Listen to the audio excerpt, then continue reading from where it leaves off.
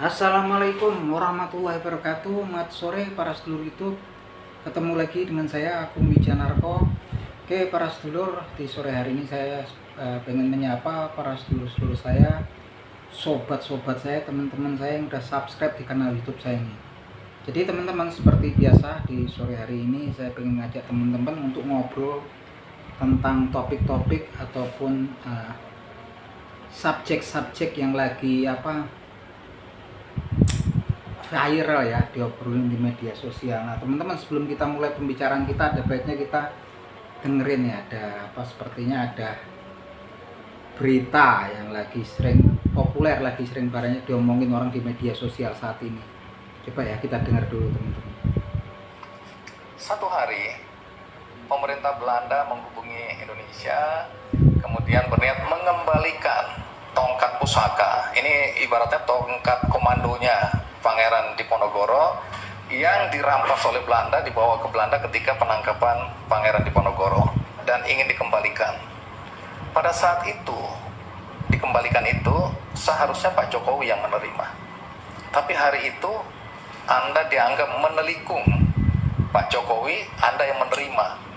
Kenapa ini menjadi persoalan besar? Karena ada kepercayaan, terutama mungkin di masyarakat Jawa, bahwa tongkat komando yang pusaka itu, siapapun yang menerima pertama kali dan memegangnya, maka dia punya peluang untuk menjadi pemimpin. Pemimpin ini bisa relatif.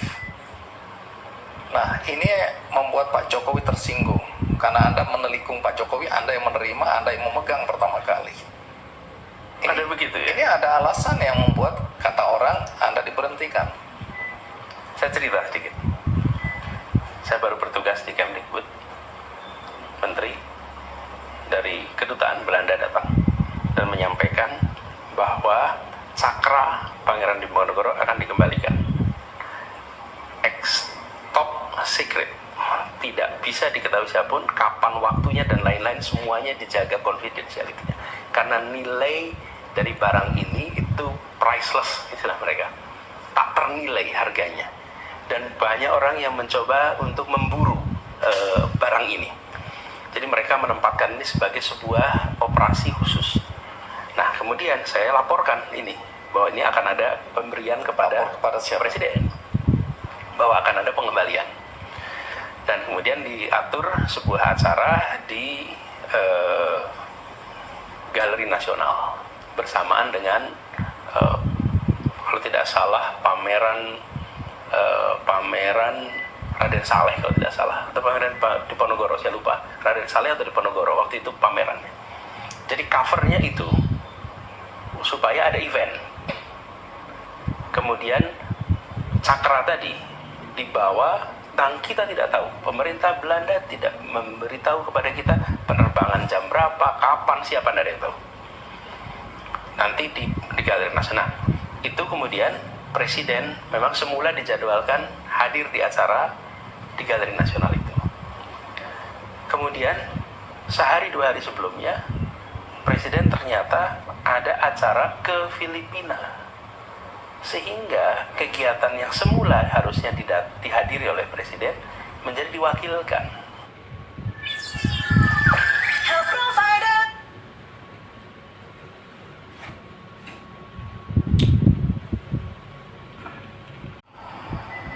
Ini itu priceless, istilah mereka, tak ternilai harganya.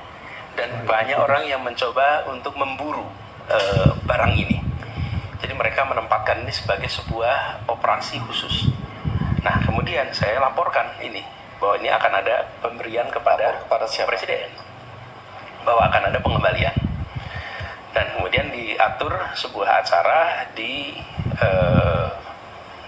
Galeri Nasional bersamaan dengan kalau tidak salah pameran Raden Saleh, kalau tidak salah, atau pameran Diponegoro, saya lupa, Raden Saleh atau Diponegoro, waktu itu pamerannya. Jadi covernya itu supaya ada event. Kemudian cakra tadi dibawa, dan kita tidak tahu, pemerintah Belanda tidak memberitahu kepada kita penerbangan jam berapa, kapan, siapa, tidak ada yang tahu. nanti di Galeri Nasional. Itu kemudian Presiden memang semula dijadwalkan hadir di acara di Galeri Nasional itu. Kemudian sehari 2 hari sebelumnya Presiden ternyata ada acara ke Filipina, sehingga kegiatan yang semula harusnya dihadiri oleh Presiden menjadi diwakilkan kepada Mendikbud. Jadi saya mewakili Presiden menerima cakra. Artinya seizin Presiden. Ya, Jadi Anda tidak menelikung Presiden. enggak, karena itu saya mewakili di situ. Oke, tadi sorry teman-teman sempat terputus ya teman-teman. Jadi namanya di medsos ya, segala isu-isu itu muncul, dugaan-dugaan itu muncul gitu kan. Jadi ada isu, ada dugaan-dugaan, ada gosip ya. Yang sebetulnya juga kalau menurut saya sendiri sebagai simpatisan Anies Baswedan gitu kan, dan juga sebagai seorang muslim itu nggak perlu kita respon ya. Jadi gosip itu soalnya juga nggak tahu ya, namanya gosip itu benar atau salah. Yang beredar itu kan di media sosial salah satunya spekulasi, dugaan, ataupun kenapa dulu Anies Baswedan itu direshuffle kan ketika jadi Mendikbud di zaman kabinetnya Presiden Joko Widodo dulu gitu kan.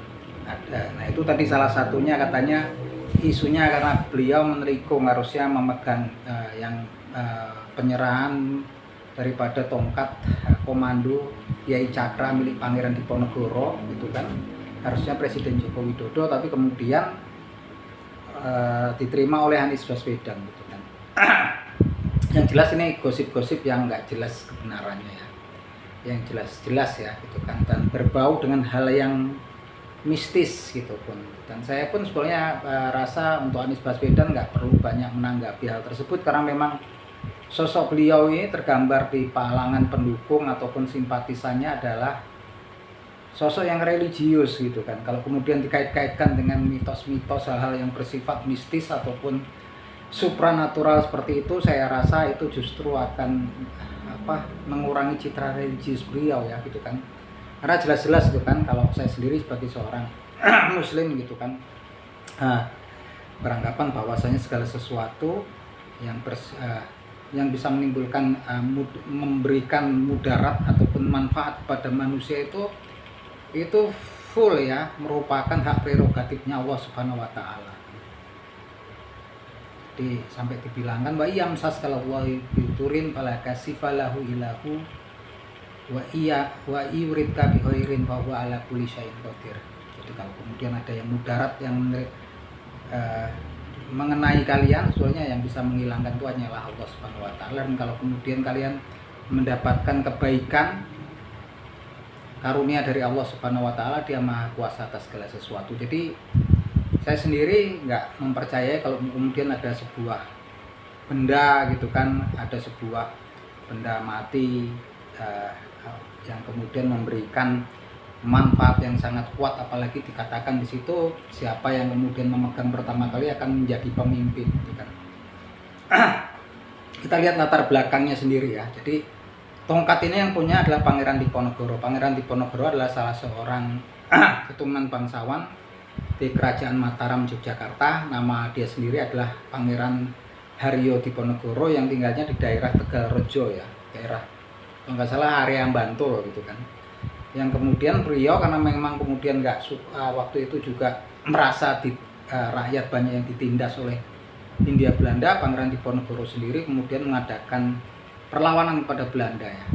Yang kemudian perlawanannya berupa perang gerilya, yang kemudian salah satu tempatnya yang paling terkenal adalah persembunyinya Pangeran Diponegoro ketika perang gerilya dengan Belanda adalah Gua Selarong yang ada di daerah Selarong di Bantul. Waktu itu memang Pangeran Diponegoro ini susah ya ditaklukkan oleh Belanda, karena waktu itu melakukan perang gerilya. Beliau dalam perang gerilya tersebut juga memakan korban yang sangat banyak.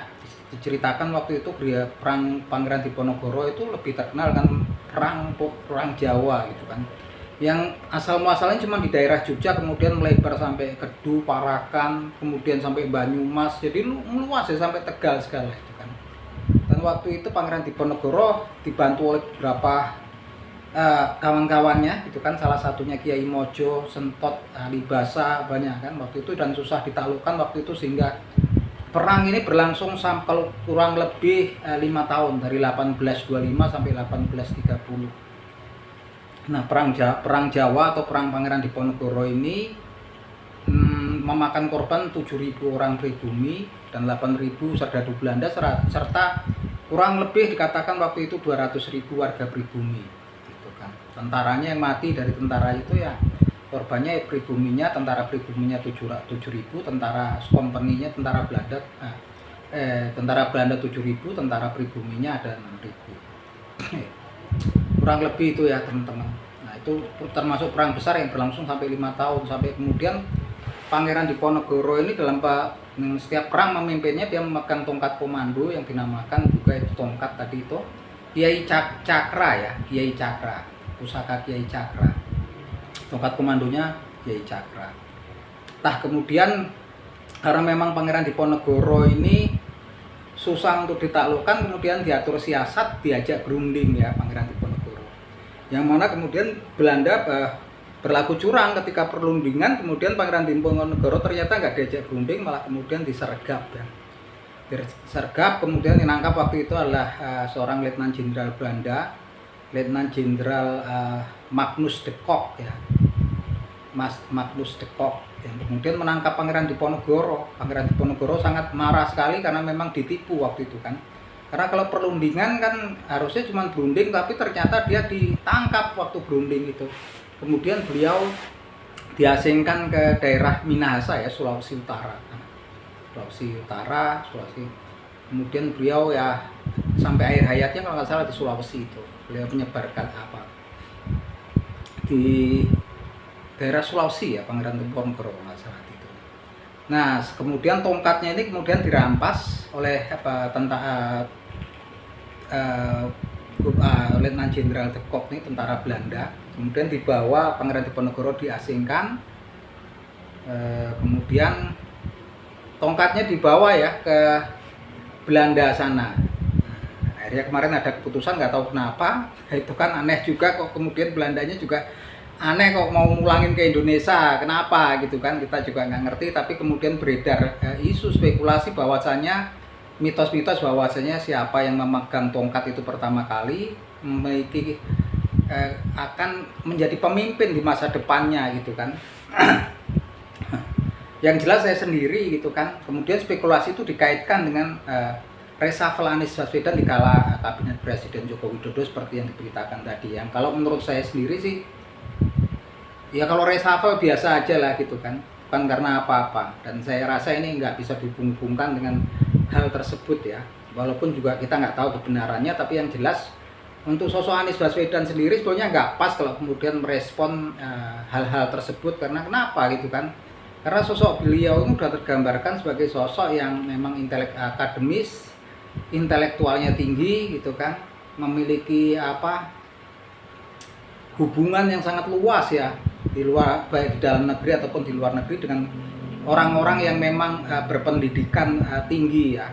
Bahkan beliau juga kan diundang di beberapa universitas yang terkenal tertua di dunia ini seperti Oxford segala macam untuk memberikan kuliah umum tentang Asia Tenggara gitu kan, menunjukkan beliau memiliki kapasitas intelektual yang tinggi. Beliau juga seseorang yang pernah jadi dekan kan di Universitas Paramadina kan, rektornya kepala ya di sana. Saya pikir beliau ini termasuk seorang yang memiliki sisi religius yang sangat kuat. Saya rasa nggak pas, karena kalau kemudian merespon, kemudian menanggapi dengan serius hal tersebut juga yang jelas akan mengurangi simpati daripada pendukungnya, simpatisannya sendiri, yang saya rasa kebanyakan juga orang-orang yang memang dari orang-orang yang lebih kuat ke sisi religiusnya. Terlepas dari itu, saya juga acung jempol Anies Baswedan juga nggak begitu menanggapi hal tersebut ya, cuma melakukan klarifikasi terhadap isu-isu tersebut gitu kan. Yang jelas untuk saya sendiri, dan saya juga menganjurkan untuk teman-teman, nggak perlu kita percaya yakin dengan hal-hal yang bersifat supranatural, mistis seperti itu gitu kan. Karena Pangeran Diponegoro sendiri, pemilik Kiai Cakra pun akhirnya juga berhasil ditangkap oleh Belanda kemudian diasingkan oleh Belanda. Terlepas kesaktian apapun kehebatan beliau gitu kan, beliau juga termasuk pahlawan nasional ya. Yang jelas kemudian kalau yang mengait-ngaitkan itu adalah orang-orang setelahnya ya teman-teman itu.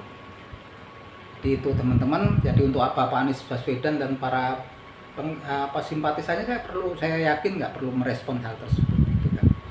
Dan untuk itu pun sekarang Bapak Anies Baswedan juga lagi dalam menjalankan ibadah haji ya, berjalan di Mekah ya, di Arab Saudi sana. Saya rasa nanti dengan beliau menjalankan ibadah haji juga beliau pastinya akan berkesempatan untuk berdoa di Mekah ya, di tanah suci Mekah, depan Ka'bah. Insya Allah beliau selalu diberikan kesehatan, diberikan pertolongan dan perlindungan dari Allah Subhanahu wa taala, sehingga beliau ya lancar semua lah gitu kan sampai dengan 2024 insya Allah gitu kan. Tapi yang jelas memang di media sosial ini ya penuh dengan gosip, penuh dengan spekulasi gitu kan, yang sebetulnya nggak perlu terlalu kita tanggapi dengan serius gitu kan, seperti spekulasi yang tadi saya ungkapkan gitu kan. Yang sebetulnya kalau saya pikir reshuffle kabinet itu biasa aja, karena memang udah zaman dulu ya kan, sampai sekarang juga sering kan dilakukan reshuffle kabinet gitu kan. Dan hal tersebut udah terjadi dalam waktu yang panjang kan. Setelah itu juga Anies Baswedan kemudian menjadi gubernur ya kan di DKI Jakarta gitu kan, artinya memang waktu itu udah panjang sekali dan saya rasa nggak perlu diungkit-ungkit, dan untuk Anies Baswedan sendiri pun nggak perlu, dan para simpatisannya nggak perlu untuk merespon ataupun mempercayai atau meyakini mitos-mitos hal-hal supranatural yang seperti itu, karena akan mengurangi karisma Anies Baswedan sendiri yang memang dia lebih kental dengan sosok yang religius gitu, intelektual religius gitu kan. Oke gitu teman-teman, itulah fakta-fakta yang sering terjadi ya teman-teman. Terlepas dari itu kita memang harus menanggapinya dengan bijak gitu kan. Oke, itu teman-teman, salam seduluran dari saya Agung Wijanarko dari Yogyakarta. Assalamualaikum.